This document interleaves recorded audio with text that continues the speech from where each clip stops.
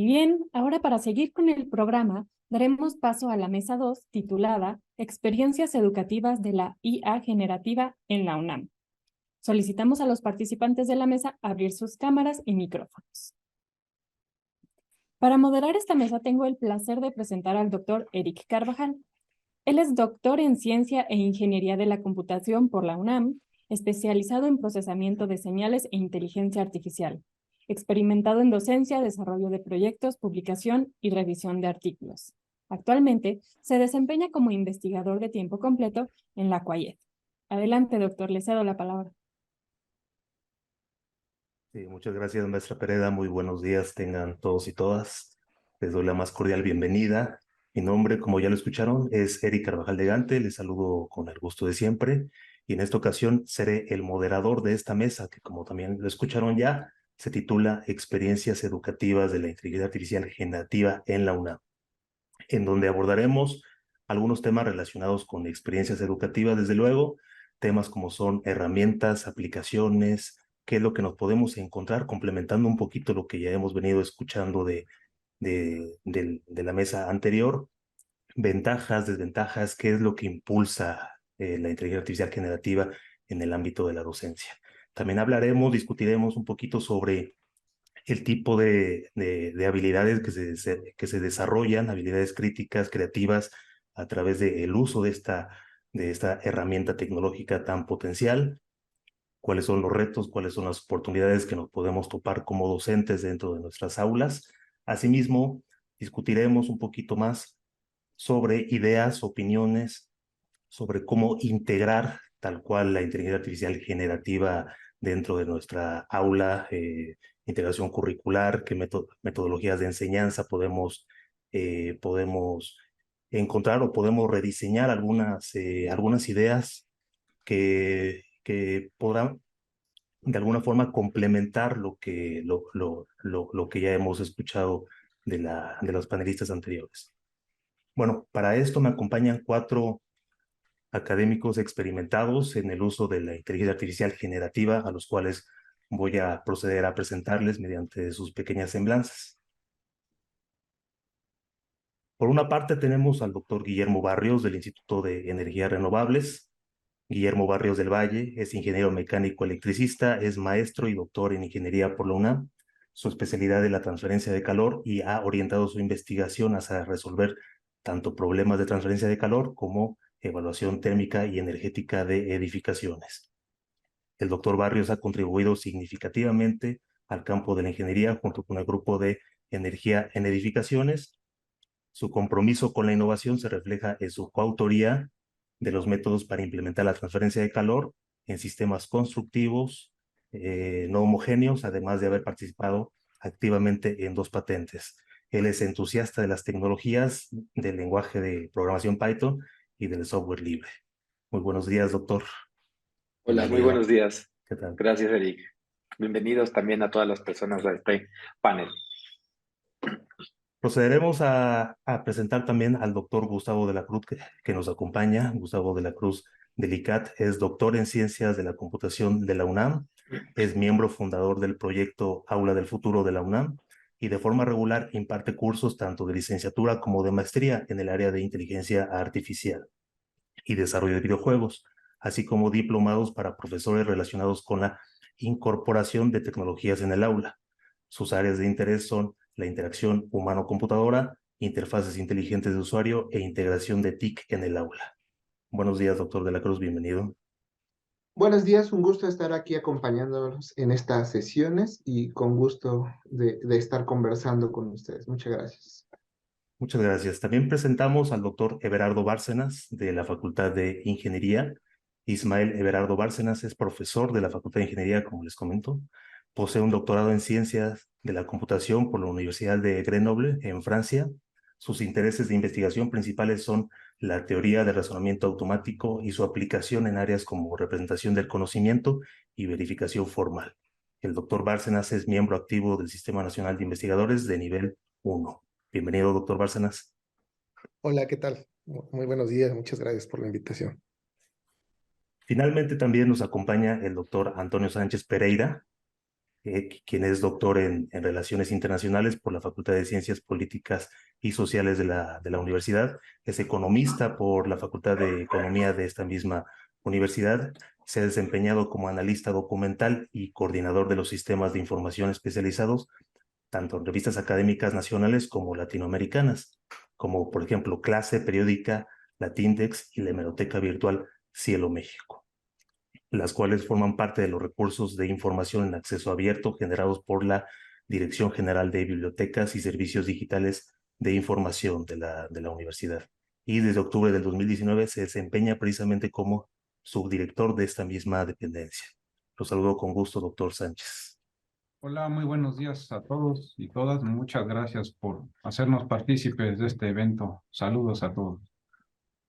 Bien, muchas gracias. Ya que estamos todos presentes, procederemos a abordar los temas de experiencias educativas que les he comentado hace algunos minutos, no sin antes recordarles a todos y a todas colocar sus preguntas en el apartado de preguntas y respuestas que está en la sesión de Zoom, que la pueden encontrar aquí abajo, es un botoncito, o en la parte de arriba en algunos dispositivos móviles, en donde abordaremos parte de esas preguntas de forma en tiempo real, pues.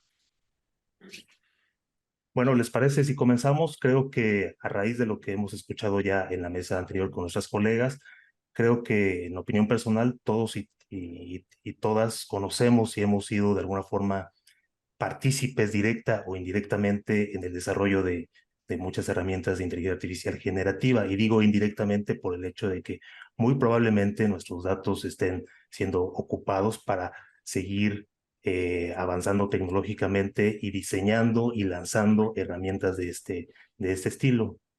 Pero tal cual, un concepto, una definición de inteligencia artificial generativa que la podemos encontrar en la literatura, que la podemos encontrar en muchas partes y creo que todos estarán de acuerdo con esta definición, es que es un campo, es una rama de la ciencia de la computación que se enfoca en producir contenido tanto novedoso como original, como coherente, pero es, o mejor dicho, son sistemas basados en una metodología rigurosa de aprendizaje, que la podemos mencionar o la podemos enlistar como aprendizaje por refuerzo, aprendizaje supervisado o no supervisado, esto hablando ya un poquito más en términos técnicos, ¿no?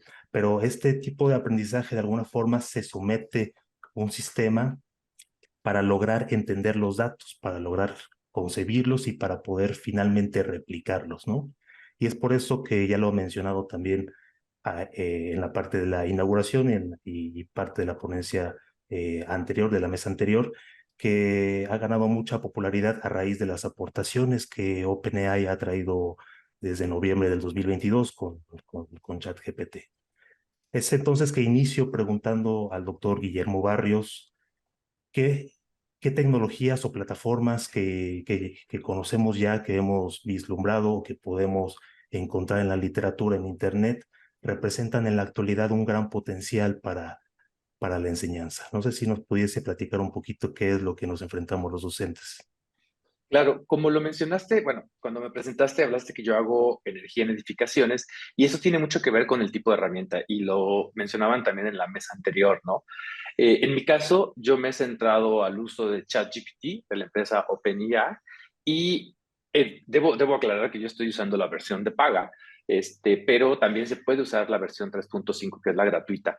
Y para mí tiene un gran potencial por el tipo de análisis que hago. Yo no le hago preguntas que me diga, dime quién conquistó y desarrollame un ensayo, ¿no? Yo le digo, tengo un conjunto de datos que necesito importar y tengo problemas y no sé hacer esto. Y entonces ChatGPT me contesta mucho más rápido en lugar de tener yo que irme a la documentación o a Stack Overflow, que es una gran plataforma donde encuentra uno problemas muy específicos. Y entonces mi interacción muchas veces es sobre datos, cómo analizo, importo, visualizo, transformo estos datos, ¿no? Y entonces ahí existe un potencial muy, muy, muy grande, ¿no? ¿Cuál es este potencial? Eh, Primero que los estudiantes, al tener acceso a esta herramienta, pueden tener a una persona o a un ente que les está ayudando las 24 horas en cualquier momento. Sabemos que todos tenemos ritmos diferentes de trabajo, se ha vuelto súper claro desde la pandemia por acá, el trabajo asíncrono, el aprendizaje asíncrono. Entonces, si las personas que están estudiando análisis de datos tienen alguien que les pueda ayudar en cualquier momento del día, eso es un gran potencial, ¿no? También pueden hacer preguntas específicas sobre un tema. Otra vez, pensando en cuestiones de análisis de datos, ya no tienen que tener el libro, aunque siempre también se recomienda revisar algunas fuentes. Pero otra vez, este caso, el análisis de datos es diferente, porque si está mal, probablemente ni siquiera funcione la respuesta. Pero también podría ser que me dé una respuesta que no es el análisis que yo quiero y tal vez no lo desarrollé bien lo que quiero. Y ahí es donde el desarrollo, el aprendizaje de los prompts vuelve a ser muy, muy importante, ¿no? O sea, hay que aprender a interaccionar con estas herramientas y desarrollar las habilidades para cada área, ¿no? Entonces, el potencial, pues, es la accesibilidad, la personalización, que le puedo preguntar desde importación, visualización, detección de anomalías, que me explique algún tema, no sé, por ejemplo, que quiero que me dé un concepto básico de redes neuronales o cómo tengo que transformar mis datos para alimentarlos a una red neuronal, y me va a responder muy rápido, de manera casi instantánea, y puede ser que me ahorre tiempo, pero siempre con estas desventajas, ¿no? Que tengo que estar revisando algunas veces que la respuesta es adecuada, ¿no? Entonces, estos son algunos de los potenciales. Por supuesto, no vamos a poder alcanzar a todos en esta discusión, y hemos acordado ahí límites de tiempo, y con eso de momento cierro. Muchas gracias, doctor Barrios. Y creo que estamos de acuerdo que el potencial es enorme y depende precisamente de la aplicación de nuestra área de estudio. Ya lo ha mencionado el doctor Barrios, que se encarga precisamente en modelos de calor, ¿sí? Que se trabaja dentro del Instituto de Energías Renovables. Pero así como los datos son representativos de cada aplicación, también podemos encontrar datos representativos de algunas otras áreas, como pueden ser los datos generados por las bibliotecas dentro de la universidad. Es entonces que le preguntaría al doctor Antonio Sánchez sobre qué tipo de tecnología lo podemos encontrar al momento de vislumbrar este escenario en donde tenemos la obligación como profesores, como docentes, de informarnos adecuadamente, ¿no? De lo que sucede en el ámbito tecnológico, de hacer las respectivas revisiones sistemáticas, de generar el estado del arte para posteriormente emitir un juicio. Yo creo que la información está al alcance de todos y debemos de tomar las medidas respectivas, ¿no? Entonces, doctor Antonio Sánchez, ¿cuáles son las ventajas, desventajas que se pueden experimentar haciendo uso o interactuando con este tipo de aplicaciones, o qué otras nos podemos encontrar en Internet que nos puedan ayudar de alguna forma? Muy bien, sí, respecto a esta pregunta, yo les puedo dar la perspectiva de las bibliotecas, del reto que tenemos desde las bibliotecas, que es obviamente integrar a la inteligencia artificial generativa en las actividades que forman parte de lo que nosotros llamamos la alfabetización informacional, pues que es básicamente formar usuarios en el manejo y conocimiento de las fuentes de información, en particular la recuperación de información, o como le han llamado hace rato, la búsqueda de bibliografía, que es como el punto de arranque de cualquier investigación. En estos momentos, con esta coyuntura, pues se está replanteando el paradigma vigente, que ya se hizo como clásico, que es utilizar palabras clave, términos de búsqueda, unirlos con operadores booleanos, aunque ya casi no los usemos, porque ahora vamos a pasar a usar prompts. E incluso el mismo modelo hegemónico de utilizar Google, pues parece ser que está siendo ya trastocado. Nosotros tenemos, por ejemplo, en este año como bibliotecas, vamos para 250 talleres que impartimos en CCHs y preparatorias. Para nosotros es una gran responsabilidad, y para serles sincero, no hemos querido incorporar de lleno el chat GPT ni la inteligencia artificial generativa. En primer lugar, porque más de un semestre se nos fue en nosotros mismos asimilarla como equipo de trabajo, pero también hemos optado por cierta prudencia. Creemos que la universidad necesita mayor consenso, mayor sensibilización, mayor alineamiento. necesitamos lineamientos y por eso veo muy necesario esta primera jornada para empezar a comunicarnos al interior de la UNAM, perder los miedos o calibrar la respuesta que vamos a dar. Que no queríamos que nos percibieran los profesores de CCH y prepas como que estábamos ayudando a los profesores a que no hagan la tarea, la hagan más fácil. Y bueno, yo el primer marco que pondría es este marco paradójico. Tomen ustedes en cuenta, en diciembre de 2022, nuestra universidad estuvo en el ojo del huracán, en el centro del debate nacional por un hecho lamentable que fue el plagio de una tesis. Eso nos removió hasta los cimientos como universidad y nos impelió a reforzar el marco de la integridad académica. El 14 de abril de este año, en la Gaceta UNAM se publica un cambio en el Reglamento General de Exámenes, en su artículo 21, que se enfatiza que los trabajos de titulación deben ser obligatoriamente, obviamente, de autoría original, pero que además deben verificarse a través de herramientas tecnológicas.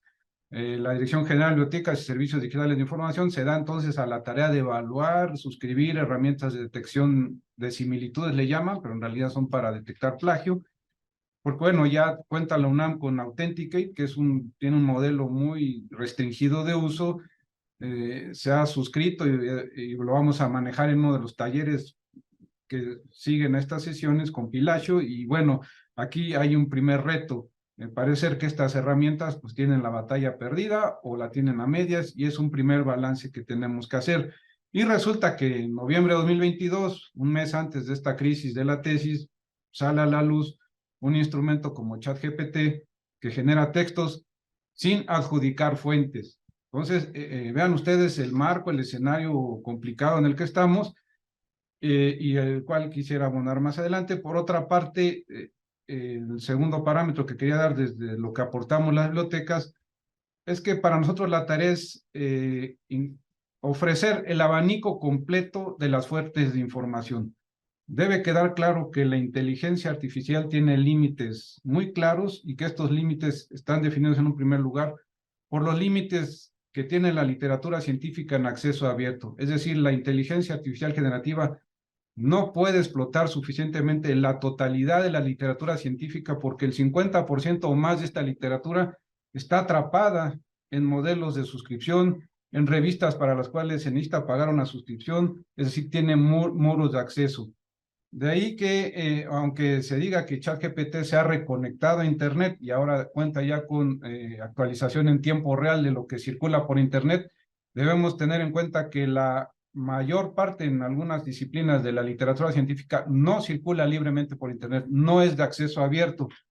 Entonces, las bibliotecas tenemos la tarea de enfatizar este aspecto, de dar a entender el carácter diverso que tiene las fuentes de información. Ni Internet sustituyó a los libros, ni la inteligencia artificial sustituye a la diversidad de fuentes electrónicas. Súmenle todo lo que tenemos en materia de comunicación científica que impartir a los alumnos en distintos grados de formación, si una fuente es de acceso abierto, de suscripción, si es un preprint o si es se publicó una revista de dictaminación doble ciego, si hay revistas depredadoras, si es un artículo que ha sido retractado, si cómo tenemos que tratar ahora los datos abiertos. Es más, no solamente ser asistentes o espectadores de la inteligencia artificial, sino también partícipes e impulsar los datos abiertos, porque otra gran crisis de la ciencia actual es la reproducibilidad del conocimiento, de lo que se publica.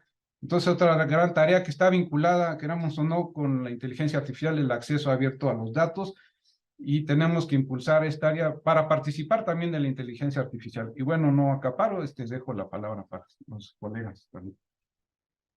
Muchas gracias, doctor Sánchez. Revisando las preguntas de toda nuestra audiencia, surge una que ya ha comentado un poquito el doctor Barrios sobre las ventajas que pueden haber o que pueden hallar del uso de un modelo de lenguaje de paga. También podemos encontrar modelos de visión de paga generativos. Sin embargo, el doctor Gustavo de la Cruz Martínez nos puede comentar un poquito más al respecto sobre esta pregunta del maestro Pedro Mercado, que comenta cuáles son las diferencias entre ChatGPT gratuito y ChatGPT de paga. Y ahorita regresamos con con los temas de nuestra mesa. Adelante, doctor. Sí, cómo no, con gusto, pero seguramente también el doctor Guillermo Barrios podrá agregar algo porque por la experiencia que él tiene del trabajo en esta área. Lo que sí debemos estar muy conscientes y lo aclara muy bien la versión gratuita, es, bueno, no lo aclara tan bien y queda como en letra pequeña en la parte inferior, es que sí nos aclaran que la versión gratuita puede generar información que no sea totalmente cierta. Entonces, yo creo que ese es un elemento central en el cual debemos hacer énfasis, ¿no? La versión de paga, precisamente, es un modelo, es la siguiente versión de ChatGPT, y entonces incorpora algunos otros elementos también por el chat en las preguntas abiertas que dejaron en la sección de preguntas y respuestas. Hacían un comentario acerca de que ChatGPT de pronto para matemáticas no daba respuestas tan buenas. Bueno, otra vez, en ChatGPT 4 logra incorporar ventajas porque lo que está haciendo entonces la compañía es agregando modelos específicos para procesar de forma más apropiada la pregunta que le estamos haciendo, pregunta en términos del prompt que le indicamos. De manera que yo creo que ese es el evento central que debemos estar muy presentes, tener muy presentes. Nosotros podemos usar esta versión gratuita a través de la página de OpenAI y entonces allí nosotros debemos de poner mucha atención en esa nota que nos ponen y con base en ello podemos entonces ponerle atención a, como ya lo comentaba en la mesa anterior, analizar críticamente esta capacidad de las respuestas que nos están dando. Si nosotros queremos hacer una exploración de cómo funcionaría esta versión un poco más actualizada, podemos aprovechar la versión o el acceso que se tiene al chat GPT a través del navegador Bing, donde podemos donde está este vínculo y nos permite entonces acceder, solo que a través de esa vía tenemos acceso limitado a la cantidad de preguntas que le podemos hacer a el chat GPT. No sé si el doctor Guillermo quiera complementar también esta respuesta, me parece que sería muy buena su información. Claro, resaltar que cuando habló el doctor Gustavo de que hay problemas con las inteligencias, con los modelos regenerativos, a mí bueno, están documentados dos, ¿no? La precisión o accuracy y las alucinaciones o hallucination. La precisión se refiere a cuando el modelo contesta bien o mal. Le preguntas, ¿cuánto es 2 más 3? Y se equivoca y te dice 4. Pero luego la alucinación le preguntas, ¿cuánto es 2 más 3? Y te dice 6 peras, ¿no? Y entonces está metiendo información que no estaba. Y estos dos existen en todos los modelos. Pero el 3.5, para áreas específicas, lo que ha estado haciendo la gente es diseñar un examen y se lo aplican a ChatGPT, a BART, al 3.5, al 4 y ven cuántas buenas tiene. Y por ejemplo, en exámenes específicos, por ahí que estaba yo revisando uno, la versión 3.5 saca 62 de 100 y la otra, el 4 saca 85 y eso nos da una idea, o sea, de las veces que se equivoca. Pero se ha encontrado también que ChatGPT, la versión 3.5, alucina mucho más, 3 hasta 5 veces más, y entonces inventa datos, y eso es muy peligroso, porque si tomamos por cierto lo que nos dice, pues vamos a sacar un 6, ¿no? Cuando podemos ponernos a estudiar y sacar un 10. O si nos podemos verificar, podemos detectar cuando se está equivocando y cuando está alucinando. Y esas son hoy en día las principales diferencias entre los modelos. Casi todos hacen lo mismo, pero tienen menores porcentajes de error y de alucinaciones. Y bueno, ahí yo creo que también hay ciertos intereses comerciales y por eso te dejan la versión de paga para que con menos errores, menos alucinaciones, y la tendencia es que esto va disminuyendo hasta que lleguemos a un futuro donde esto tal vez no exista. Pero hoy en día, estas pruebas se tienen que diseñar para ciertas áreas, pero empieza a haber muchas preguntas, porque tú no sabes si la pregunta con la que tú le estás haciendo, pues estuvo dentro del conjunto de datos y qué está pasando con el que fue entrenado. Pero bueno, esas son un poquito como las diferencias de los modelos y los problemas asociados que tiene en la educación y que nos empiezan a plantear los retos, ¿no? Sí, estamos de acuerdo. Y es que el landscape de herramientas generativas, específicamente hablando de modelos generativos de lenguaje o modelos masivos de lenguaje es realmente extensa. Podemos encontrar desde las últimas versiones de GPT, pero también existen algunas herramientas de acceso libre, pero precisamente creemos que la columna vertebral o el factor común de todos estos es precisamente el hecho de la cantidad de datos con los que se entrena y la forma en cómo se reproducen los resultados. Pero entonces, creo que todos estaremos de acuerdo que el desafío más grande se centra en aprovechar al máximo las ventajas o el potencial de este tipo de herramientas, disminuyendo considerablemente sus riesgos. Me parece, doctor Everardo Bárcenas, que la Facultad de Ingeniería es un claro ejemplo de cómo podríamos de alguna forma incorporar la inteligencia artificial generativa en el desarrollo de proyectos dentro de las clases.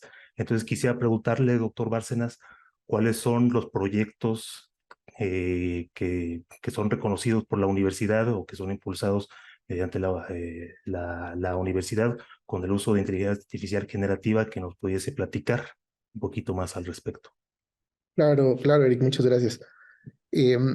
Bueno, para poner un poquito en contexto la aplicación de este tipo de herramientas, me gustaría primero plantear un problema, un tema de investigación que tenemos en el laboratorio, que es la verificación de sistemas.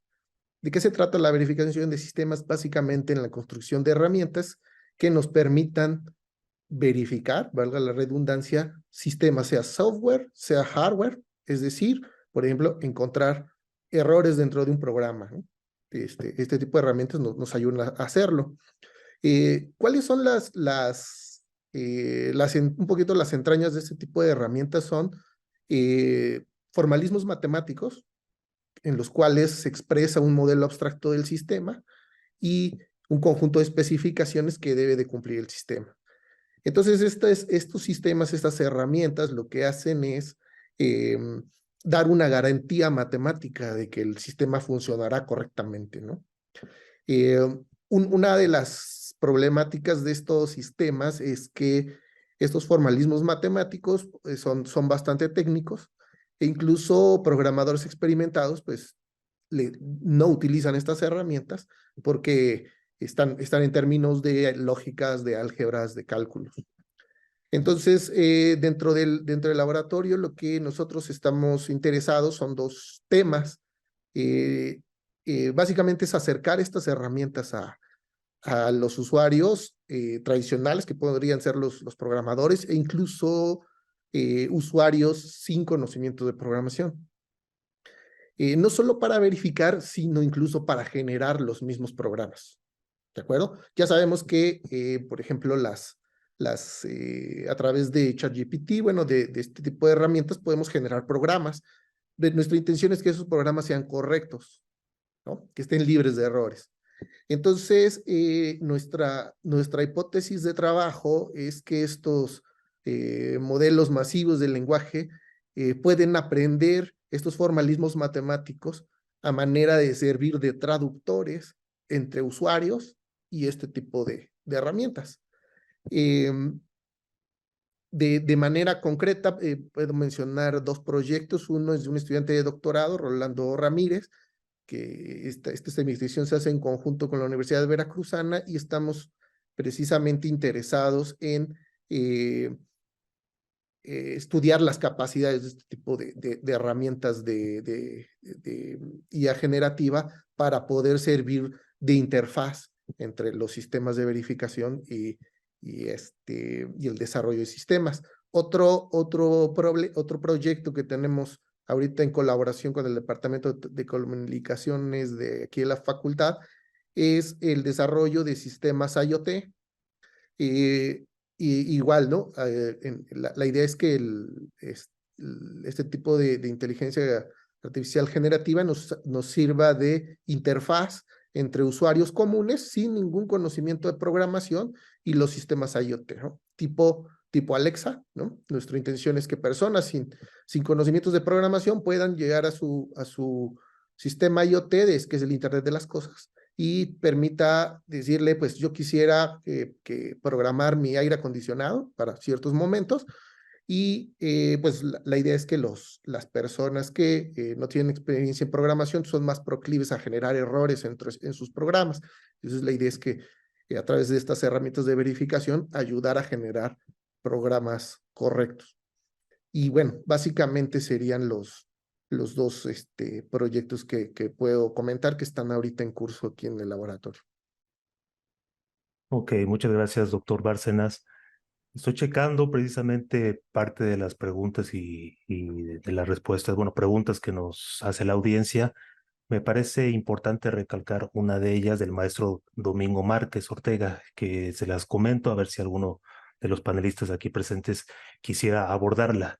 Y es, ¿cuál es el papel de la inteligencia artificial en la investigación científica y la toma de decisiones en áreas como la climatología, la genómica y la física de partículas? Considero que la toma de decisiones está implícito dentro de los modelos generativos, ¿verdad? Estarán de acuerdo que al momento de generar una palabra a raíz de un contexto es algo que está relacionado con la autonomía. De la misma forma, al momento, por ejemplo, de generar una imagen, saber de qué color es el píxel para que en conjunto tenga una imagen o una figura, un objeto preciso, pero como les comento, implícitamente la toma de decisiones está dentro de la autonomía que nos puede brindar la inteligencia artificial. No sé si alguno de los panelistas quisiera retomar esta pregunta. Adelante, doctor Bárcenas. Sí, muy bien. Bueno, aquí lo que yo podría comentar es, a lo mejor no precisamente la inteligencia artificial generativa como interactiva, sino otro tipo de inteligencia artificial, y tiene que ver en que pues los modelos de inteligencia artificial actuales están compitiendo, no sustituyendo, compitiendo en términos de los modelos de sistemas complejos que están asociados a este tipo de fenómenos. Y la manera en cómo cómo trabajan estos modelos de inteligencia artificial son similares o tienen los mismos técnicas o metodologías de la IA generativa, y la idea es que aprenden a través de la información, ¿no? Este tipo de problemas generan mucha información, y la idea aquí es aprender de toda esta información para eventualmente dar respuestas, ¿no? Por supuesto, al ser temas tan críticos, este tipo de modelos, uno de los requerimientos es que sean lo más precisos posible, ¿no? Estamos hablando casi del 100% de precisión, y la idea es, o el funcionamiento es igual que los modelos que están basados en sistemas complejos, pues ayudar en la toma de decisiones de la manera tradicional. Y eso es lo que podía yo comentar. Muchas gracias. Doctor Guillermo Barrios, ¿algún complemento de esta idea? Claro, distinguir, y ya se estaba abordando, ¿no? Entre los modelos bueno, las herramientas de inteligencia artificial como redes neuronales, aprendizaje supervisado, no supervisado, y la generativa, ¿no? Y que es el tema de esta mesa y de esta jornada. Y ahí tenemos que ver claramente como una herramienta para quitarnos carga. Y eso se viene hablando desde la mesa, desde el panel anterior, ¿no?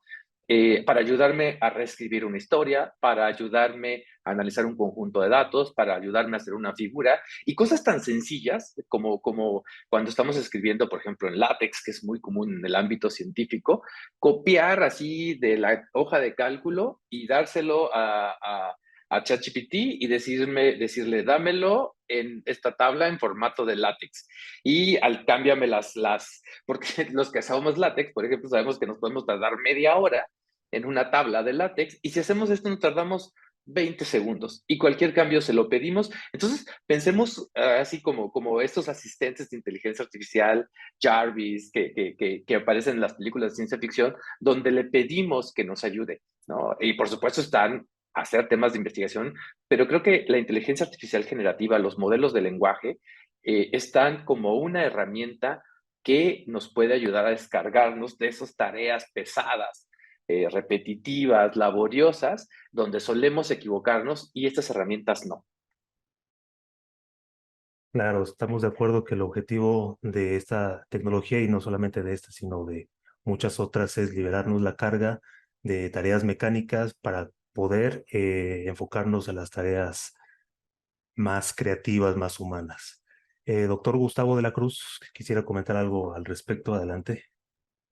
Sí, muchas gracias. Yo creo que un elemento central que hay que hacer énfasis, como ya lo decía el doctor Guillermo, es que hay que entender que la inteligencia artificial, pues entonces puede tener distintos roles en la investigación, como ayudarnos a hacer este análisis, ya lo decía el doctor Everardo, ¿no? Tratar de construir modelos que nos ayuden a hacer un análisis con ciertas cualidades, buscando la mayor precisión posible.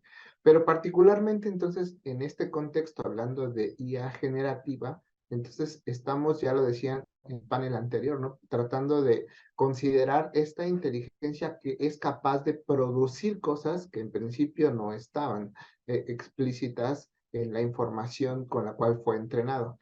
Y entonces esto nos lleva a que nosotros deberíamos de pensar en nuestro contexto para qué queremos utilizar la inteligencia artificial generativa, es decir, qué necesitamos que nos dé que no estaba. ¿En qué parte podemos usarla y para qué tarea? Ya ponían ejemplos concretos, ¿no? Tengo estos datos y quiero que me construya una tabla o quiero que me dé esta información. Ahora recientemente está saliendo la información de la inteligencia artificial que lanzará Google para sus entornos de empresa, donde tú le podrás decir que te construya correos, donde tú le podrás decir que te haga presentaciones, donde acelerará la producción de algunos de los varios productos que están dentro de la plataforma de Google. Ahí es donde la IA generativa pues se vuelve útil, ¿no? Nos ayuda a construir estos productos que nos ahorrarán tiempo y nos permitirán enfocarnos en en ciertas tareas. Entonces ahí es donde deberíamos pensar en nuestra área de investigación si lo que necesitamos es inteligencia artificial generativa o necesitamos estos modelos de aprendizaje que nos ayuden a resolver un problema. Y ya terminaría cerrando que en este caso, utilizando algunas herramientas como ChatGPT, justo lo que ocurre es que conforme tú vas creando un chat y le vas dando más contexto del tema que estás trabajando, entonces también vuelve a ser más específica la respuesta que va viendo. Entonces, y de esta manera podríamos ir acotándolo a nuestra área de investigación que nosotros queremos ir resolviendo. Y también de esta manera las respuestas que construye son más específicas hasta en el mismo lenguaje en que las necesitamos. Es decir, si estamos hablando de un contexto matemático y empezamos a hacerle preguntas acerca de teoría de gráficas y vamos presentándole las preguntas en términos más formales hacia el contexto de teoría de gráficas, las respuestas que nos va a estar dando también estarán más acotadas y descritas en términos de ese lenguaje que estamos utilizando, de manera que al final, pues la respuesta que nos podría dar va a ser diferente que si yo la estuviera preguntando en un contexto abierto. Entonces, allí es donde puede ser útil para nuestras investigaciones, dándole más información, generando estas conversaciones específicas para ciertos temas y así entonces el contexto que nosotros les vamos dando ayuda a que sean más precisas las cosas que generan estos productos. Claro, muchas Gracias. gracias. Completamente de acuerdo. Y creo que el uso de este tipo de sistemas va muy de la mano con el tipo de habilidades necesarias y el tipo de habilidades adquiridas para una buena práctica dentro de las aulas. Esencial encontrar un equilibrio entre lo que nos provee la inteligencia artificial, hablando en términos generales, y la interacción humana a través de un docente. Es entonces que quisiera que abordáramos este tema relacionado con de qué manera se fomenta el pensamiento crítico, de qué manera se fomenta la capacidad de innovación, se promueve la reflexión, por ejemplo, al interactuar, al ser partícipes como usuarios, como estudiantes, como docentes, de esta revolución de la inteligencia artificial generativa bueno, lo tenemos que, por obvias razones, extrapolar a la parte de la docencia. Doctor Gustavo de la Cruz, nuevamente regreso con usted para que nos platique un poquito sobre qué tipo de habilidades se fomentan. Bueno, yo primero quisiera hacer énfasis en que como docentes nosotros debemos de conocer el potencial que nos dan estas tecnologías de IA generativa para que entonces nosotros podamos encontrar esas oportunidades que nos permitan usarla en nuestras aulas. De esta manera podamos identificar aquellas que nos permitan innovar en nuestros espacios, innovar en nuestra forma de interactuar con los estudiantes y de esta manera también ellos se van acercando a estas posibilidades de innovar, de aplicar la creatividad y que ellos también se concentren más en estas habilidades de análisis, más que solo copiar y pegar, como ya lo mencionaban en el panel anterior, ¿no? Ya desde que existía, entonces, desde que se pensaba en el contexto de Google, de pronto ya ocurría los problemas de copiar y pegar. Cuando se habló de Wikipedia, también nos preocupaba estos problemas de copiar y pegar. Entonces, nosotros como docentes somos los que tenemos este reto de convertir estas herramientas en un apoyo para nuestra clase.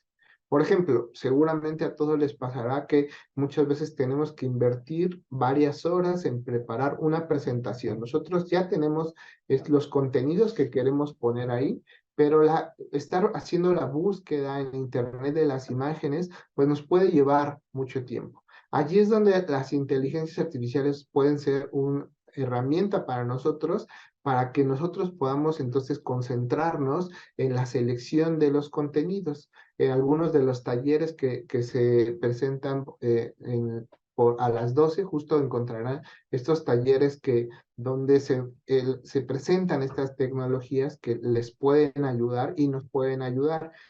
Yo justo las semanas anteriores estuve utilizándolo para generar las presentaciones y efectivamente ahorran mucho tiempo. Y entonces, si nosotros también ayudamos a los estudiantes a guiarlos en esta adquisición de las habilidades digitales para el uso de estas herramientas, por supuesto, cuidando estos aspectos éticos, pues entonces estaremos todos creciendo en conjunto. También nosotros, como ya se han mencionado estos ejemplos, podemos utilizar las IAs generativas para construir instrumentos de evaluación y la validación de algunos de estos resultados de aprendizaje.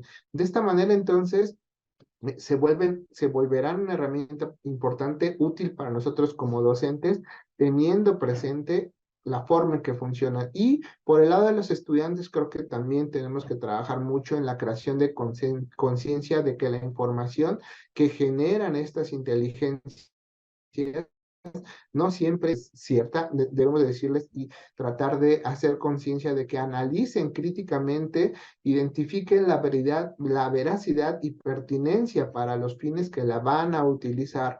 Entonces, esto es muy común, ya lo han mencionado también, que los estudiantes confían 100% en lo que genera la inteligencia artificial. Si nosotros les hacemos ver todavía que es importante que hagan el análisis, pues entonces allí es donde se volverá central el desarrollo de estas habilidades de pensamiento crítico.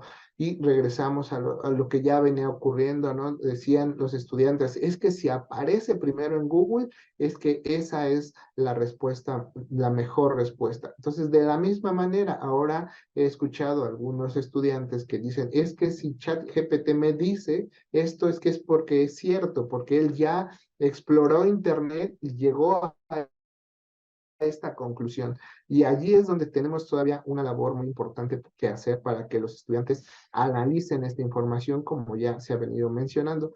Por tanto, entonces, se deben desarrollar estos principios éticos al utilizar estas herramientas, tanto nosotros como docentes, como en los estudiantes, y por supuesto, hacer conciencia del valor de los datos personales que estamos depositando en estas plataformas plataformas, porque con esos datos las plataformas siguen aprendiendo y entonces debemos de cuidar que no dejemos datos que después puedan ser expuestos a través de estos medios.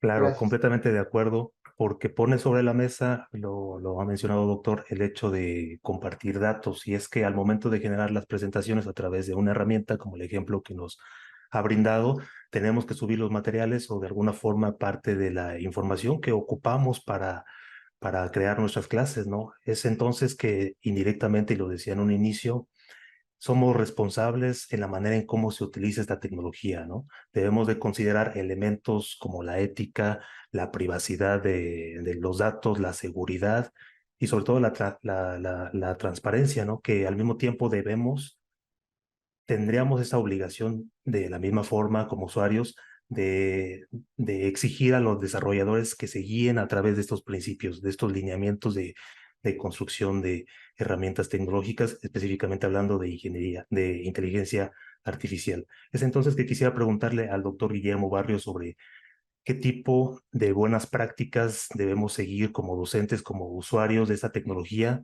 para poder estar a salvo de cualquier anomalía, de cualquier problema que se pueda suscitar.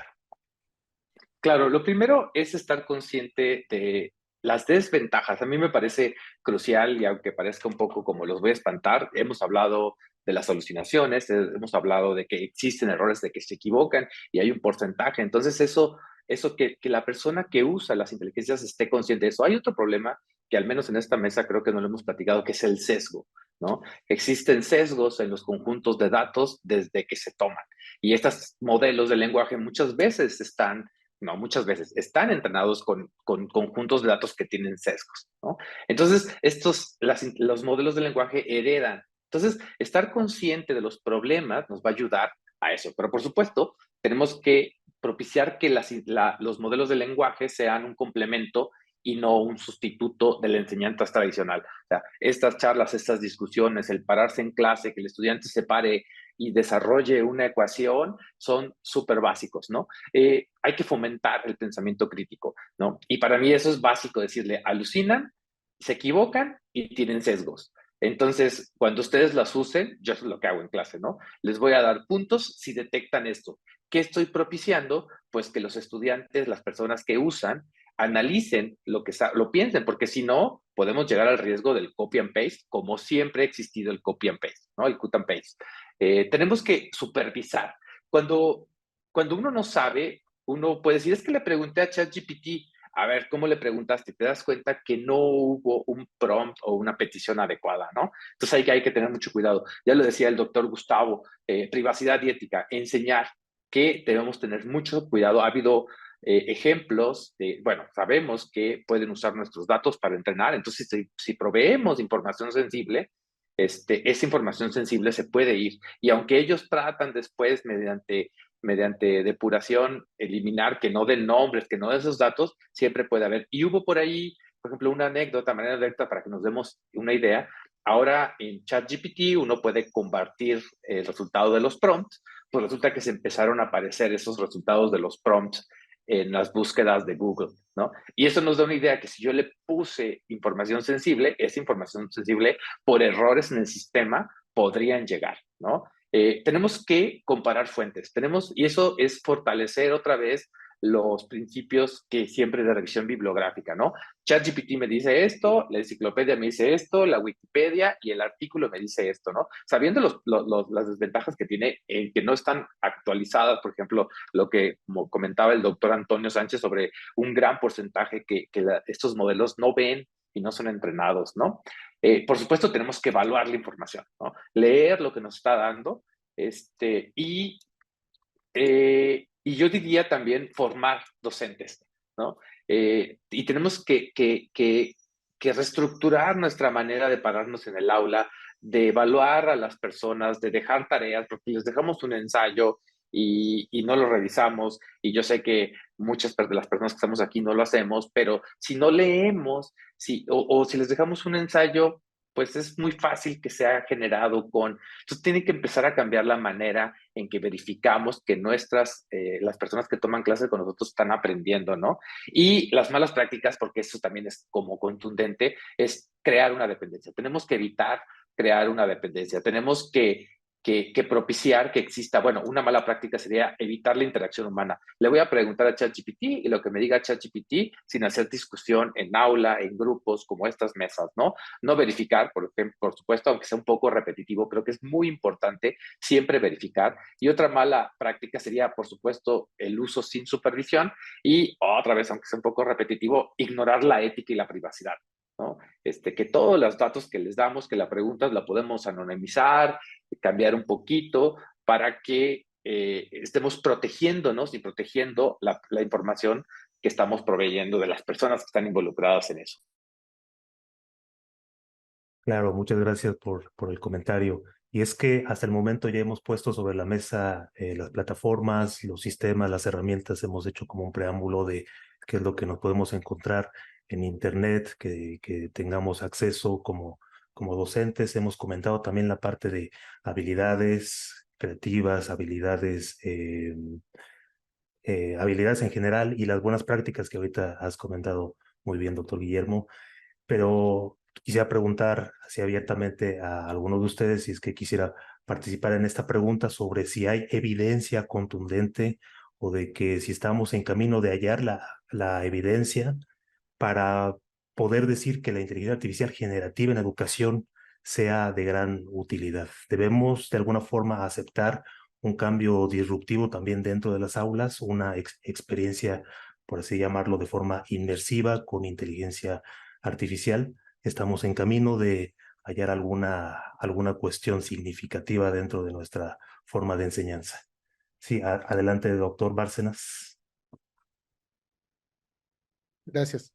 Sí, bueno, yo quisiera mencionar que más que evidencia, eh, creo que nosotros como docentes debemos de asumir que se va a usar. O sea, no tenemos forma de evitar el uso de este tipo de herramientas en distintas tareas. Y yo pongo como ejemplo en el área de programación, que es lo que vemos una de las materias de ingeniería en computación.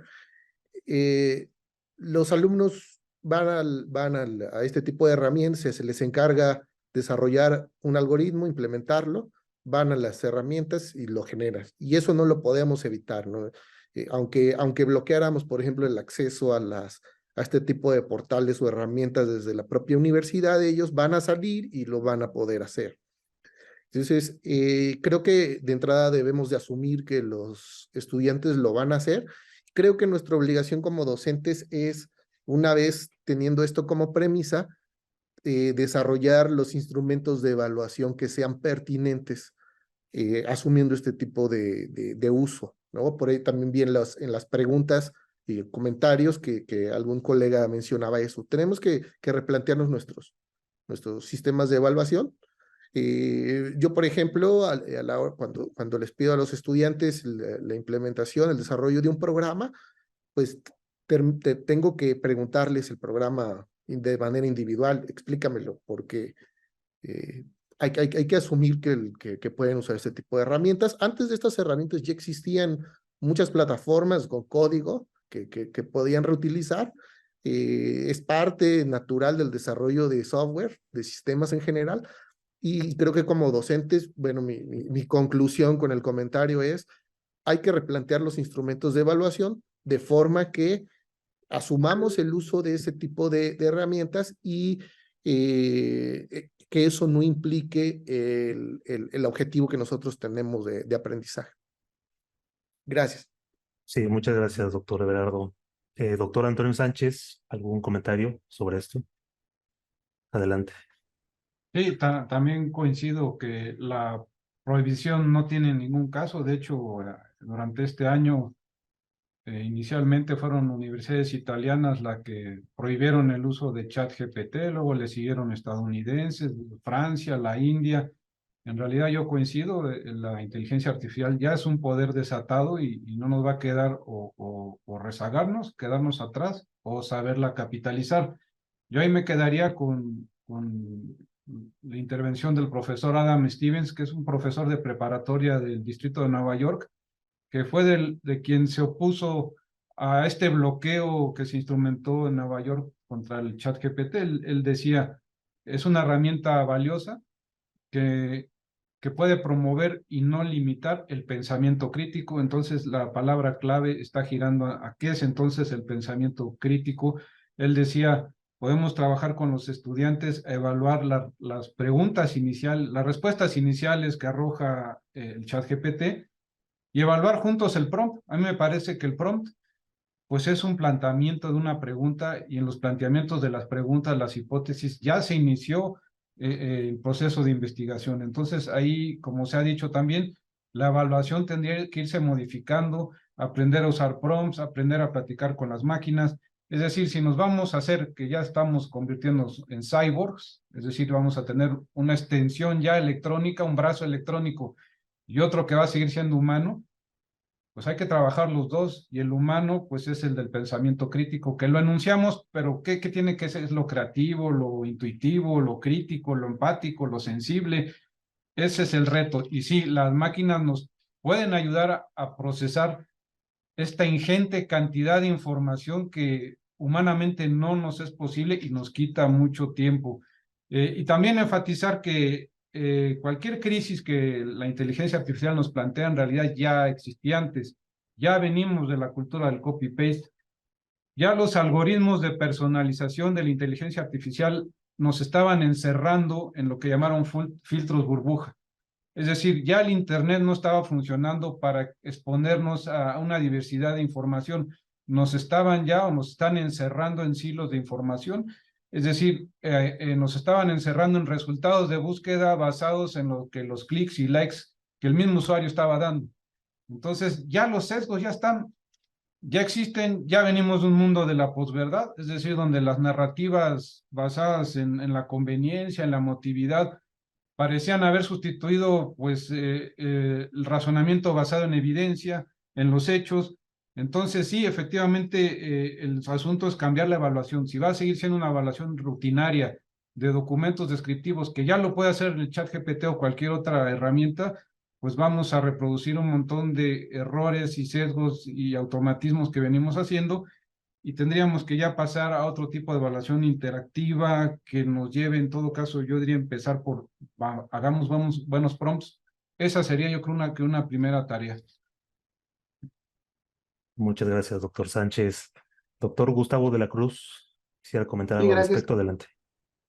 Yo mencionaría y haría mucho énfasis en que se ha, se ha estado promoviendo el uso de estrategias de enseñanza activa. Y eso yo creo que desde los docentes es el cambio central al cual debemos estar, hacia el cual debemos estar trabajando. De manera que entonces, si nosotros cambiamos las dinámicas de nuestras aulas, pues entonces ya no importará si usan o no usan las inteligencias artificiales generativas, porque nosotros cambiando hacia estas posturas, hacia estas estrategias activas, entonces los estudiantes podrían usarle y sacarles provecho a estas herramientas. Además, también se espera que sea una habilidad que los estudiantes utilicen ya en su vida laboral. Yo ponía el ejemplo de lo que está pasando con Google Workspace, donde la inteligencia artificial generativa va a ser ya tu acompañante. Y seguramente pasará en otras plataformas. Entonces, si es una habilidad que ellos necesitan empezar a desarrollar, pues lo pueden ir haciendo desde el bachillerato, universidad. Pero para que entonces nosotros podamos sacarle el mejor provecho a estas tecnologías, nosotros debemos aceptar también este reto de entender estas tecnologías. Ya hace rato mencionaban entonces en el chat y en las preguntas de qué hacer para atacar estos aspectos como idealización de la inteligencia artificial.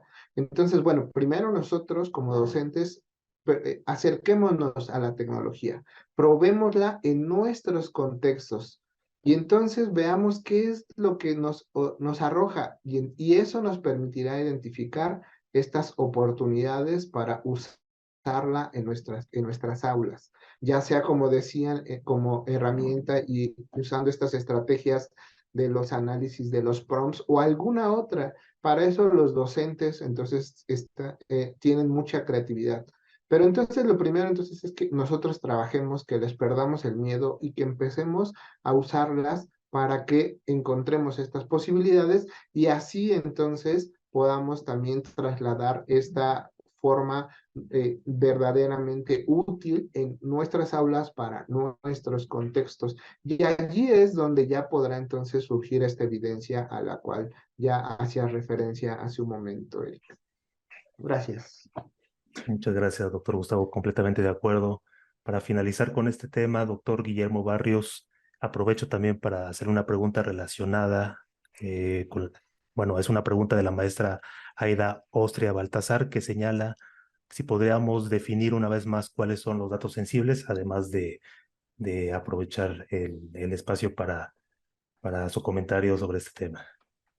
Claro, y por ejemplo, imaginemos de datos sensibles que tenemos una base de datos de personas que tienen una enfermedad que no queremos porque ese es un dato sensible. Ahí en el mundo exterior no tienen que saber por qué yo tengo cualquier enfermedad y yo le quiero pasar ese conjunto de datos a ChatGPT para que los analice y me diga la distribución o algo. Pues le estoy pasando los nombres y le estoy pasando la enfermedad, ¿no? Entonces ahí requiere que yo haga un manejo de datos y a lo mejor que use nombres claves, elimine los nombres y cambie inclusive los nombres de las enfermedades, que me va a requerir más trabajo, pero ese es el tipo de información sensible a la que nos referimos, ¿no? Hay un post muy curioso, les recomiendo que sigan a Ethan Mullick, que es un educador muy enfocado en el uso de inteligencia artificial y que se da el tiempo para explorarlas. Y bueno, él descubre cosas, bueno, o recomparte, una de ellas que recompartió es que a partir de ciertas preguntas, ChatGPT puede saber dónde vives y cuánto ganas, ¿no? Y entonces eso nos puede poner en riesgo a las personas, bueno, a mí no, porque no gano como para que me vayan a secuestrar, pero te puede ayudar a ubicar, ¿no? Entonces también, por eso es estas ideas de la ética de la inteligencia artificial, no solamente es si copio, ¿no? Sino que lo puede usar para fines malvados, maléficos y conspiracionistas, ¿no? Y aunque pues sí, nos da risa, pero sí puede pasar, ¿no? Tal vez el nivel de sofisticación en México no da para eso, pero puede pasar, ¿no? Y respecto a los retos, a mí me gusta pensar, lo voy a dejar en lugar de decir cuáles son los retos, como una idea que me encante, que influye y que abarca muchas cosas, ¿no? Ya planteaba el doctor Antonio que estos modelos de lenguaje ven solamente una parte de la bibliografía. ¿Por qué? Porque no está libre, ¿no? Entonces, ¿qué tal si empezamos a generar artículos científicos libres? Para allá vamos, pero no tan rápido como quisiéramos. Y entonces, además, podemos tener modelos de lenguaje gratuitos y abiertos, open source, que podemos entrenar, preentrenados, y que le podemos dar ese conjunto de datos porque ya es libre. O le podemos decir, voltea a verlo en mi área, energía en edificaciones. Y entonces genero un asistente especializado en energía en edificaciones. Porque si yo le pregunto de energía en edificaciones a ChatGPT, no sabe, porque la mayoría de la información está en la literatura científica. Pero si yo puedo hacer eso, entonces estamos pensando de repente solo en los estudiantes, en las personas que aprenden, pero pensemos también en los educadores, ¿no? Entonces podemos crear un asistente para cuando llegue un estudiante, le decimos, pues yo no estoy 24/7, pero sí está tu modelo de lenguaje, pregúntale, estudia y tienes que desarrollar este tema y nos vemos en la siguiente cita, ¿no? Entonces, ese me parece que son los retos que la investigación, pero que le corresponde a la universidad hacerlo. Estos modelos de lenguaje específicos, entrenados y conjuntos de datos abiertos, porque algo que ha pasado también es que Stack Overflow empieza a decrecer y irónicamente, la cantidad de datos. Irónicamente, ChatGPT está entrenado con Chat Overflow. Entonces podemos caer en un círculo vicioso donde pues, en un futuro pues, le preguntamos todo, ya no usamos los foros públicos y entonces no hay de dónde. Y entonces, claro, los que hacen investigación se empiezan a plantear maneras de generar información gratuita para no perder este conocimiento público que está allá afuera. Entonces, los esfuerzos que hace la UNAM con los wikitones, con la ciencia abierta, con los artículos open access, las bases de datos abiertas, es súper importante. Y eso creo que es un reto que se tiene que abordar a nivel UNAM. Muchas gracias, doctor Barrios. Y es que la cantidad de información, la cantidad de temas que podríamos abordar dentro de esta mesa, dentro de la propia jornada, es bastante. No creo que nos dé tiempo de seguir abordando todas estas curiosidades, además de las preguntas, agradecerles a todos los panelistas y finalmente despediría a cada uno de ustedes alguna reflexión, un consejo corto para poder despedir con esta mesa. No sé si alguien quiera mencionar algo rapidísimo. Bueno, sí, ¿puedo participar? Sí, doctor Bárcenas, adelante, rápidamente, sí. Creo que a mí me gustaría concluir con ya lo que ya se comentó pues tenemos que asumir ya que estas herramientas en la vida cotidiana y pues con el propósito de este foro en la vida académica, ¿no? En la universidad, en la vida docente. Me parece este tipo de foros un primer paso que no se podía postergar más por parte de la universidad. Entonces me congratulo que la universidad está tomando el toro por los cuernos en este sentido. Se tiene que discutir, se tiene que platicar cómo fomentar el pensamiento crítico de los estudiantes con el uso de estas herramientas, cómo incorporar estas herramientas en la vida docente, en el desarrollo de instrumentos de evaluación, de material docente, en fin, en los planes de estudio.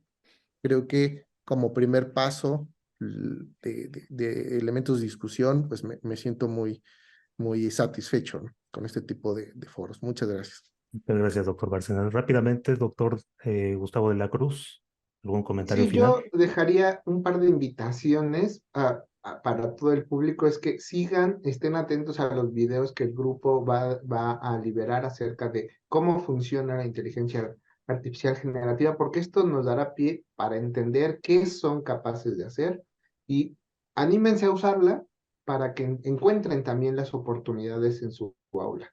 Esos serían mis comentarios. Gracias. Muchas gracias. Doctor Antonio Sánchez, para finalizar.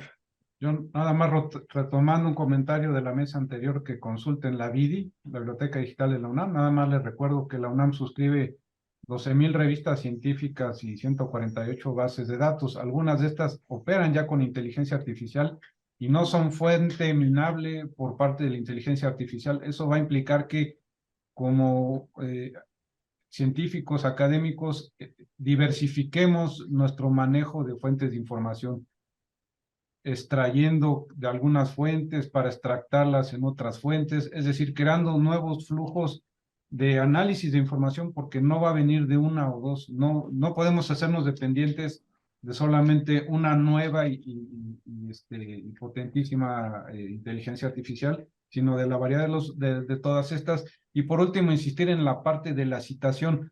No solamente es la cuestión ética legal del plagio, no solamente es la reciprocidad científica de dar el crédito, es que la citación es muy importante como parte de cualquier experimento y argumentación. Si no se da el contexto de lo que se analiza, de lo que se está trabajando, de los límites del experimento que se está citando, de las fechas de este experimento, de los materiales y métodos, pues vamos a estar en una abstracción que pierde rigor académico.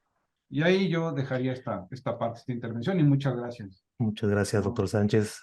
Rápidamente, doctor Guillermo Barrios, para cerrar, ¿nos mostrabas algo en tu celular? Sí, me quiero quedar con esta frase que puso Harim Cortés, que es Go Open Source, y porque un reto también es democratizar las tecnologías y la inteligencia artificial tiene que caer en eso. Muy bien, muchas gracias. Con esto cerramos, con eso terminamos la mesa. Les agradezco a todos los panelistas, les agradezco también a los asistentes por sus preguntas. Y bueno, finalmente me despido con una frase de Arthur Clarke, un gran divulgador científico por ahí de los 60, que decía que cualquier tecnología suficientemente avanzada es indistinguible de la magia, y precisamente la IA generativa tiene el poder de parecer magia. Precisamente por eso, por esta cuestión, debemos de tomarla con sabiduría, con cuidado y con mucha responsabilidad.